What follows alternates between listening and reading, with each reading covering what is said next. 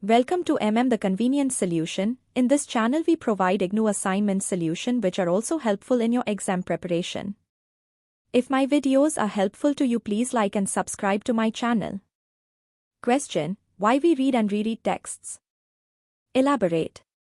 Answer: we read texts to connect with contemporary concerns. We engage with questions of freedom, justice and political participation. The search for solutions to contemporary problems in a given society forces one to read texts and derive meanings out of it. The process of reading and rereading brings in multicultural understandings, especially moving beyond white male's interpretation, which has dominated political theory as a discipline for long. These new readings and their interpretations from a set of scholars beyond the boundaries of white-skinned male scholars include the voice of different races, sexualities, religion and regions, thus enriching the field of political theory itself. As Terence Bowell is one of the leading scholars dealing with the question of reading texts, let us see what he thought about the act. Bowell believed that the process of interpretation is inevitable and necessary in reading. But this act of interpretation is a deadly process. For instance, one can even get killed for a particular interpretation if it goes against the existing laws or religious sentiments. Therefore, the act of interpretation has to be exercised through extreme caution. He understood the significance of interpretation as an effort to find the true meaning of the text author.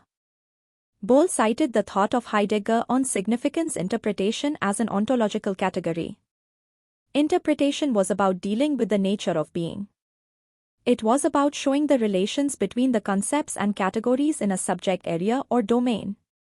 Similarly, Gadamer gave importance to the act of interpretation as ontological necessity. According to Gadamer, the world we live in and the texts we read are already invested with meanings. We are born into a world of meanings, and with the help of language we speak and traditions we inherit, we try to understand the world.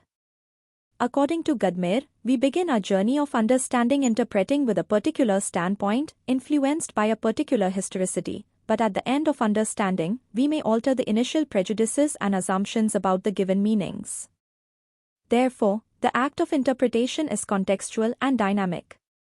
In the process, one widens the horizon of understanding, seeing common threads of thought even with those who we disagree with. For Gadamer, the art of interpretation is an essential part of the art of living the life of a human being. Terence Bowell explained the fact that interpretations are based on meanings already understood in a given context. Bowell cited the example of a man with blood-stained knife in hand. For an interpreter who is not aware of the particular context may interpret this person as a murderer.